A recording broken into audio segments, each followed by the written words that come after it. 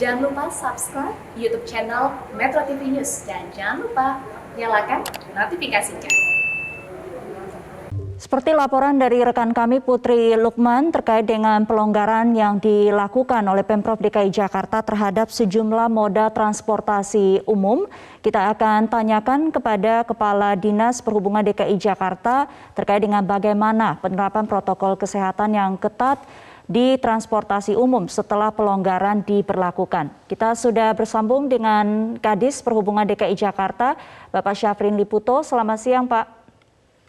Selamat siang Mbak Sumi, Assalamualaikum warahmatullahi wabarakatuh. Waalaikumsalam Pak Syafrin, kami konfirmasi kembali bahwa seluruh moda transportasi publik sudah beroperasi secara normal, artinya kapasitas 100%. Apakah betul?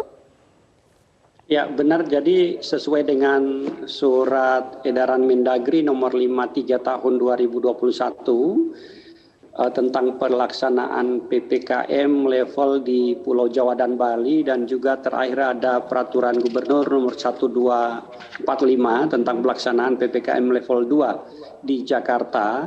Ini untuk pemberlakuan kapasitas angkutan umum saat ini sudah 100%. Apakah itu di KRL, MRT, LRT, dan Transjakarta. Artinya kapasitas maksimum yang bisa diangkut oleh bus Transjakarta misalnya, ini sekarang sudah kembali 100%. Demikian, Mbak. Baik, Pak Syafrin, kita paham bahwa DKI Jakarta saat ini sudah turun ke level PPKM level 2, begitu. Tapi apa pertimbangannya kemudian Pemprov DKI membuka 100% moda transportasi umum ini, Pak? Pertama kita ketahui bahwa saat ini untuk angka kasus positif COVID-19 di Jakarta itu tinggal 100-an, dan artinya bahwa dengan 100-an ini kami juga tetap masih melakukan testing, di mana kita ketahui Jakarta melakukan testing secara masif adalah 9 kali lebih banyak dari rekomendasi WHO. Dan tentu kami juga memantau bahwa dari seluruh sarana prasarana layanan angkutan umum Jakarta itu telah menerapkan prinsip pelaksanaan protokol kesehatan di sarana dan prasarananya secara ketat.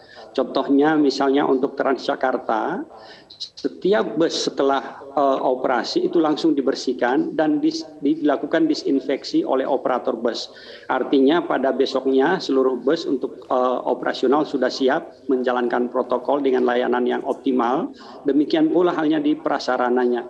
Di halte bus, rekan-rekan dari PT Transjakarta itu melakukan pembersihan setelah jam operasional dan juga melakukan disinfeksi terhadap fasilitas prasarana yang ada.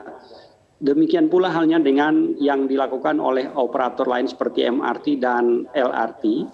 Dan dari pengamatan kami sampai saat ini bahwa dari seluruh pengawasan dari pelaksanaan COVID-19 di layanan angkutan umum itu tidak ada yang namanya untuk klaster layanan angkutan umum di Jakarta. Artinya dengan pola ini artinya untuk layanan bisa kita ikuti regulasi yang sudah ditetapkan oleh kementerian, apakah itu dari Kemendagri maupun dari Kementerian Perhubungan terkait dengan kapasitas maksimum untuk layanan angkutan umum kita saat ini 100%. Baik, Pak Syafri, tapi untuk dari sisi pengawasan ya terhadap bagaimana kedisiplinan dari para penumpang memakai masker, kemudian menyertakan atau mencek aplikasi Peduli Lindungi, mekanismenya akan seperti apa? Karena kalau 100% tentunya akan lebih sulit untuk bisa diawasi. Untuk layanan angkutan umum Jakarta, di mana saat ini di halte maupun di stasiun, itu penumpang wajib melakukan scan QR untuk Peduli Lindungi. Artinya dari aplikasi Peduli Lindungi, petugas kami di halte maupun di stasiun itu bisa melihat jika hasil scan QR-nya ternyata merah, otomatis yang bersangkutan akan dilakukan upaya untuk tidak naik layanan angkutan umum.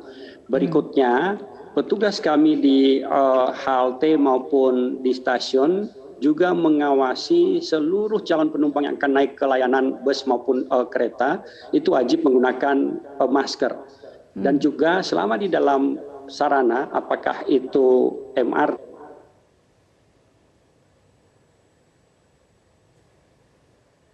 Pak Syafrin, masih bersama kami, Pak?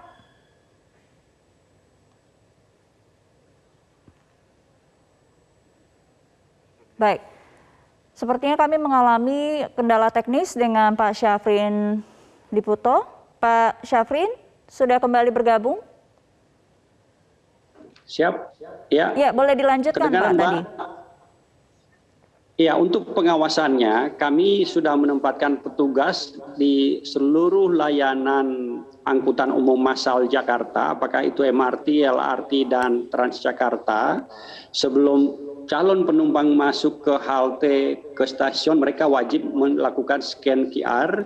Untuk dasar peduli lindungi bisa kita cek apakah yang bersangkutan itu tidak berasal dari wilayah merah, dan artinya bahwa pada saat peduli lindungi kami cek setelah di scan QR merah, itu otomatis kami akan melakukan pelarangan terhadap calon penumpang tersebut. Dan pada saat calon penumpang sudah berada di area prasarana transportasi di halte maupun stasiun, maka mereka kami wajibkan untuk menggunakan masker secara ketat. Sebelumnya mereka wajib menggunakan hand sanitizer, dan pada saat masuk di dalam kereta maupun bus, mereka kami larang untuk berbicara antar penumpang sehingga kita bisa menjaga tidak terjadi penularan di dalam bus dengan tetap mengedepankan prinsip penggunaan masker oleh seluruh penumpang yang ada. Jadi syarat bagi penumpang itu tidak berubah ya, memakai masker, kemudian harus scan aplikasi Peduli Lindungi, kemudian kesadaran masing-masing saja bahwa tidak berbicara di dalam transportasi publik.